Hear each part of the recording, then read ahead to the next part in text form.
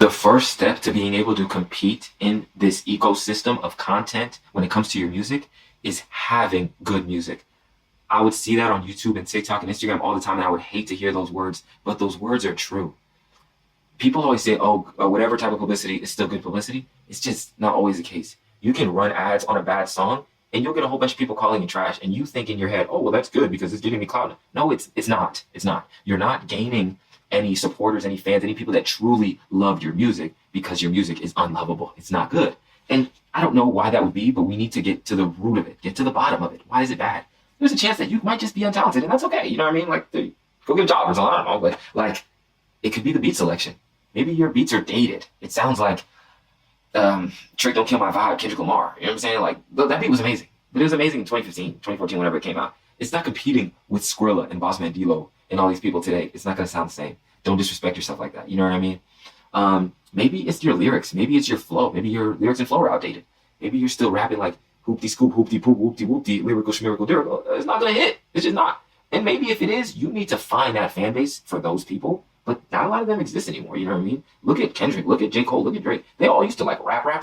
Those are my favorite types of when they rap. And now like they're all just doing stuff for TikTok, doing stuff that's just that resonates with young people quick. You know what I mean? I'm not saying for you to do that, but that lyrical schmirical rap is just not holding up as much as it used to at one point in time. People are fading away from that. You know, it's harder to find these days. So maybe stay true to it if that's what you want to do. But the goal is to get your cost per profile visit down. Get people to want to come to your page and see, yo, this song is catchy as hell. Like, I need this on my phone, bro. Like, this song is hard. Or I like this artist's image. I love, like, they're making me believe that whatever they're saying is true. They're making whatever seem very relatable. Maybe you're not relatable. Maybe you have on a bandana. I haven't seen some nigga wear a bandana since Ja Rule and what's the nigga? Jules Santana. You know what I'm saying? Maybe you shouldn't wear him in. Maybe you shouldn't wear a bandana. You know what I'm saying? Like, maybe that's just not it. Like, and let's get back to the music.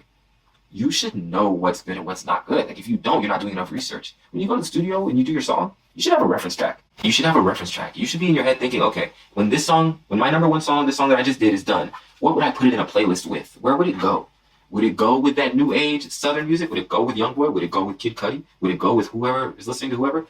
If it doesn't go where you can market, then it shouldn't really be your sound. Like, the wheel has already been created. Every sound that you're trying to think of has already been done. Maybe you're that person with that new sound. And if you are, that's good for you. But if you're not, if you have a sound that's already been created, perfect that sound. Who does that sound? You know what Jack Harlow did? He perfected Drake's sound. When I listen to Jack Harlow, I listen to this kid who like is influenced by Drake, but he does it in his own way, and it's good. You know what I mean? When I hear YoungBoy, I hear a lot of young Lil Wayne. I hear a lot of like just that Louisiana sound. It wasn't a sound he created. It's a sound that he made his own. When I hear, there's just so many, I can keep going on and on. You should have references. You should know, like, okay, Lil Wayne fans would like this song because they can understand that I've been influenced by him. Kodak fans would know, like, okay, I'm from South Florida. They know from my hair. They know from this. They know from that. But I'm doing it my own way. If you have nobody to reference your music to, or the people you're referencing your music to aren't popular at the moment right now, then it's going to be hard to connect with people.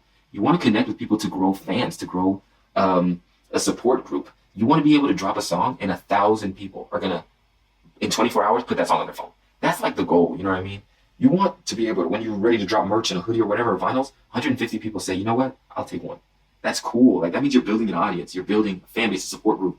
That's how you know your music is moving in the right direction. If you're struggling to create that one, you should be reaching as many people as possible. But your music's probably not clicking. You need to make sure your music is clicking. Your music needs to click. If you wouldn't put your stuff in a playlist with your favorite artists or the artists that are influenced by you, or your friends wouldn't or anything like that, I just don't know what to tell you, because part of me is like, well, maybe your friends could be haters, you know what I mean? But not everyone's a hater. Some people are going to tell you really like, oh, like, this ain't good. You know what I mean?